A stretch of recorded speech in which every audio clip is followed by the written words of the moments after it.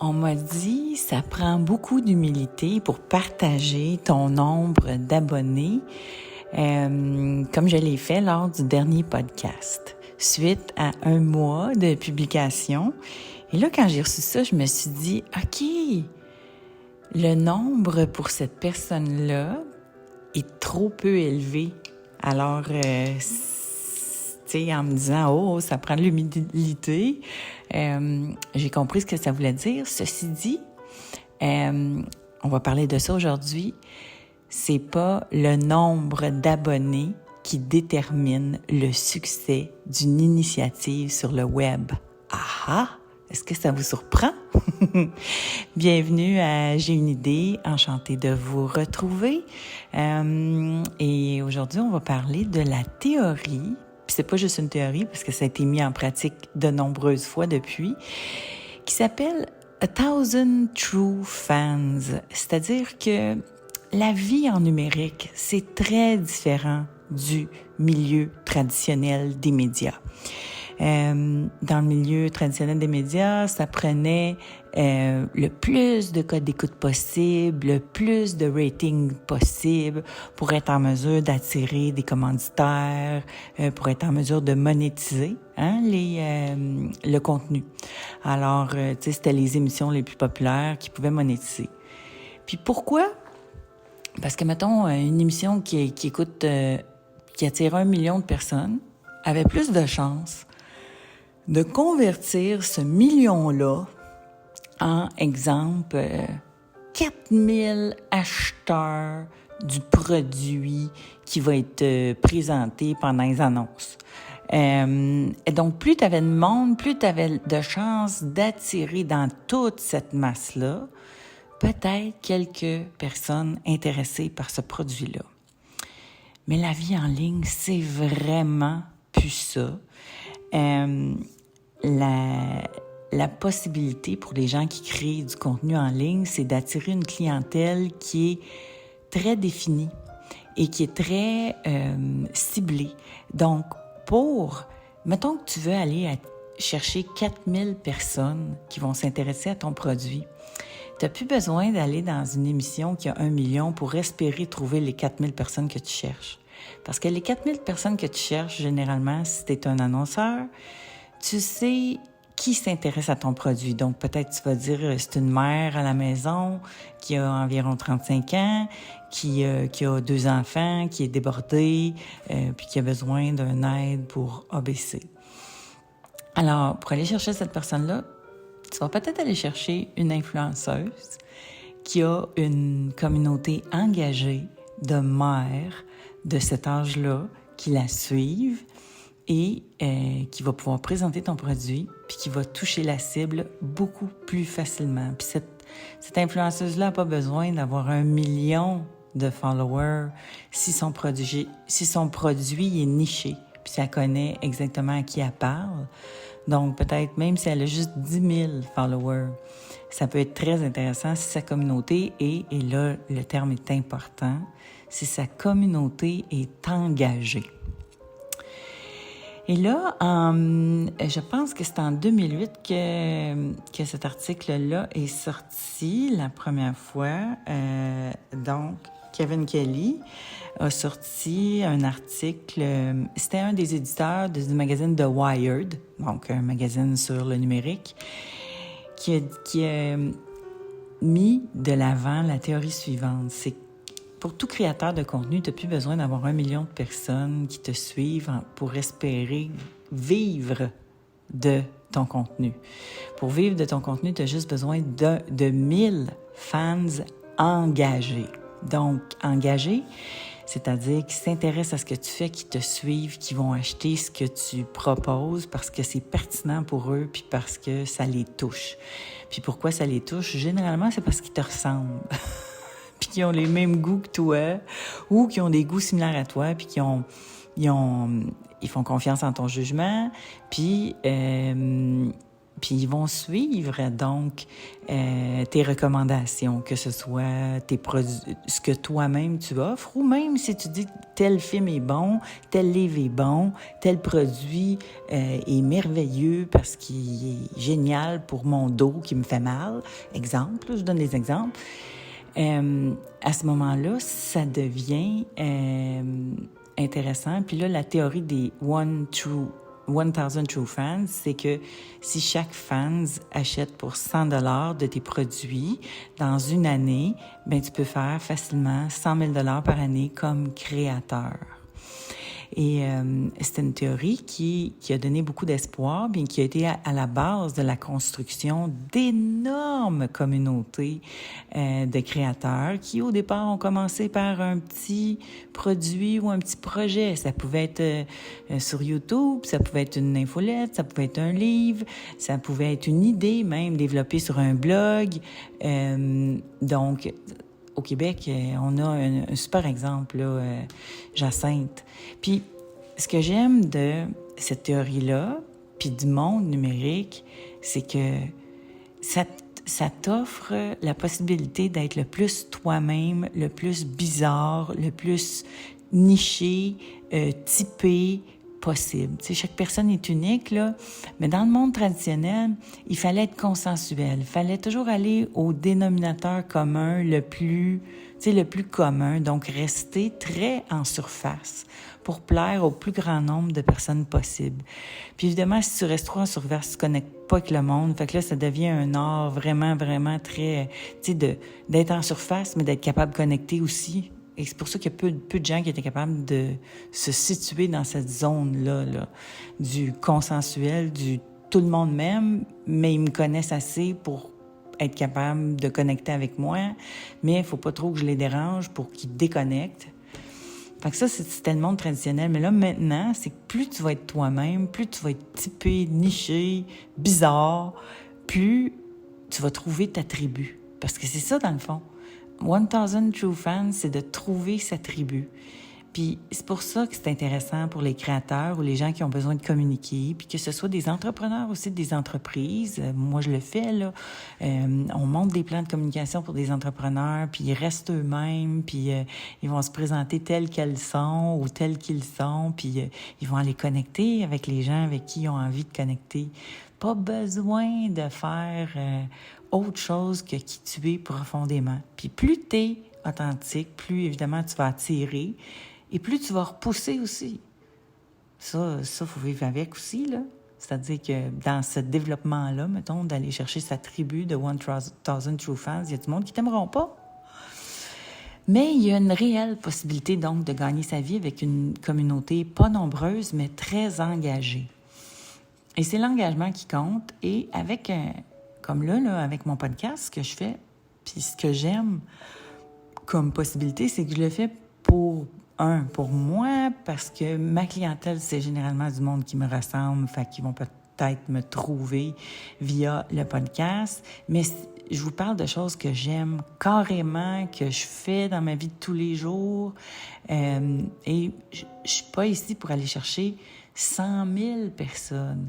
Moi, je veux une petite communauté engagée qui me ressemble, puis avec qui on va partager des choses. Puis donc, mon but, c'est pas le nombre. Mon but, c'est la qualité, puis la qualité de la connexion. Alors, c'est pour ça, là je m'attendais pas à ça, mais mon dernier podcast où je répondais à certaines critiques, puis je vous ai parlé de l'interaction là, que je commence à avoir avec les gens qui sont sur YouTube. « Hey, j'ai eu mon premier commentaire Spotify! » J'étais super contente. « Bonjour, Dan! » Merci, Dan! Ben c'est ça, pour moi, là, ça, c'est précieux, cette communauté-là. Puis c'est pas le nombre qui va déterminer. Puis l'objectif, c'est 1000. OK, on va commencer par ça, là. Mon premier objectif, c'est 1000 personnes engagées, donc abonnées. C'est un autre bémol aussi que je vais vous faire par rapport au... ce que je vous ai partagé, c'est que je vous ai juste partagé le nombre d'abonnés. Donc, les gens qui ont été assez engagés, qui ont assez aimé mon contenu pour s'abonner. Et ça, déjà, c'est un trigger. Parce que c'est pas les vues. Je vous ai pas partagé les vues. J'en ai presque 10 000 sur YouTube, là. Et puis, on est à 2500 sur Spotify, un autre 2000 sur Balado Québec. Bon, je commence à avoir les écoutes. Puis, tu sais, si vous vous dites, quand vous vous demandez, c'est-tu beaucoup de monde, là? Ben, mais 10 000 personnes dans une salle, c'est du monde en tabarouette, ça. Je me dis, aïe, j'ai parlé devant une salle de 10 000 personnes, c'est incroyable. Je me sens privilégiée, merci. Même chose, tu me dis que j'ai la chance, j'ai eu 32 abonnés sur Spotify, j'ai la chance de parler devant une classe, de gens qui s'intéressent puis qui se sont abonnés, là. Parce que ça, c'est de l'abonnement, c'est plus que juste l'écouter. Puis ça compte aussi pour nous, les créateurs, les abonnements, parce que c'est ça. Maintenant, le marché est en train de reconnaître là, que c'est pas le nombre qui compte, c'est l'engagement. Donc, les abonnés, c'est super important. Si vous aimez mon contenu, allez vous abonner, s'il vous plaît. C'est super important pour moi parce que c'est sur cette base-là que je vais pouvoir commencer, exemple, sur YouTube, à avoir peut-être du revenu, de la monétisation. Ça prend 1000 abonnés minimum pour commencer à monétiser. Alors, puis sur Spotify, ils sont en train de développer cet aspect-là, mais j'imagine que c'est ça qui va compter aussi, le nombre des abonnés. Donc, c'est pas les vues, c'est le nombre d'abonnés qui compte. Alors, mais j'ai beaucoup de gratitude là, pour toutes les vues. Alors, c'est ça. Pour moi, l'engagement est important. Puis ce marché-là, ce qu'on appelle les nano-influenceurs, donc les gens qui n'ont pas un grand nombre d'abonnés, mais qui ont des abonnés nichés, identifiables, tout ça. Fait que c'est ça qui est important. Puis les annonceurs sont au courant de ça, puis même les entreprises aussi maintenant. Donc, il va y avoir de plus en plus de partenariats avec des plus petits influenceurs. Puis c'est pour ça aussi que moi, je veux aider à les communicateurs qui ont des opinions et une notoriété responsable. Je veux les aider donc à avoir une plus grande portée, justement parce que je pense que ces gens-là qui sont crédibles et responsables vont avoir une belle audience. Et cette belle audience-là, il y a des gens qui vont peut-être vouloir leur parler. Alors, développer le média de ces communicateurs-là, qui sont parfois des entrepreneurs ou des professionnels, donc des gens crédibles, ça me passionne. Donc, si vous êtes de ceux-là, n'hésitez pas à me faire signe. Sinon, ce que j'ai goût de vous dire aussi, c'est que une des inspirations de ce début de podcast aussi pour moi, c'est mon ami Marc Boilard, je vous en ai parlé à l'épisode 2. Marc, qui a depuis 4 ans qu'il fait son podcast. Puis lui aussi, c'est un podcast audio qu'il fait très homemade, là, mais il a été très discipliné dans sa publication et il a accumulé 1500 abonnés. Mais ça a pris 4 ans avoir 1500 abonnés sur Spotify. Fait que moi, quand j'ai eu 32 abonnés en 30 jours, j'ai trouvé ça super, parce que je me suis dit, OK, si ça a pris 4 ans à Marc d'avoir 1500 abonnés, c'est-à-dire à 365 jours par année, à 1 par jour, à 32, ben je suis pas pire. Je suis pas pire, je suis dans le registre, tu sais, dans le target. Fait que, puis Marc, tu sais, quand on a commencé à se reparler, c'est qu'on se parle, c'est mon ami depuis 20 ans, mais il y a des périodes où on se parle beaucoup, d'autres moins. Mais tu sais, j'ai dit, écoute, ton podcast Angle mort, en passant, je vous le recommande, c'est du podcast d'opinion, d'actualité, mais Marc, c'est quelqu'un qui est pas dans le jugement, puis j'aime beaucoup le ton qu'il a. C'est pour ça que j'aime lui donner un coup de main pour diffuser là, Angle mort à plus grande échelle, parce que lui, il a une belle crowd, une belle communauté de gens engagés qui lui ressemblent, qui ont aussi des opinions, mais des opinions responsables, justement, pas le couteau d'un dent, puis mais d'être capable de voir les deux côtés de la médaille, mais pas le couteau d'un dent, mais quand même être capable de dire « Wow, ça, c'est ça, là. » D'un autre côté, je suis pas en train de dire qu'il faut toujours dire, tu sais, être responsable, c'est pas toujours de dire que tout le monde il est beau puis tout le monde il est fin, là. Mais être responsable, c'est de le faire humainement. Quand il y a des critiques à faire ou, tu sais, d'être humain par rapport à... Puis de pas être nécessairement dans le spectacle, tu sais. un matin, je lisais les journaux, puis là, je vois encore, tu sais, je vois les chroniqueurs, puis des fois, je me dis, certains chroniqueurs, là, pas tout le monde, mais des fois, je me dis, tu sais, ça se peut pas qu'ils se prennent au sérieux. Je veux dire, ils doivent le faire pour le sport, tu sais. Tu sais, de dire le contraire de tout le monde juste pour dire le contraire ou de s'insurger contre des affaires qui sont vraiment comme... Tu sais, des fois, je fais « Oh my God », tu sais. C'est vraiment pour faire du clic puis pour gagner leur vie, là. Je me dis, ben, gagne leur vie puis joue le jeu, mais je nommerai pas la personne, mais, tu sais, j'ai croisé la personne dans le cadre de... C'est des nombreux... Tu sais, j'étais sur Denis Lévesque, Isabelle Maréchal, j'ai fait du commentaire beaucoup à la radio. Donc, je croise une personne qui fait du commentaire, puis en étant convaincue que cette personne-là se prend pas trop au sérieux, parce que sinon, il me semble que ça doit être dur, tu sais, dans la vie de tous les jours, d'avoir du monde qui... Parce que là, en provoquant, mais tu reçois beaucoup de provocations, puis de réponses haineuses, etc. Puis tu dois, tu sais, des fois... En tout cas, cette personne-là...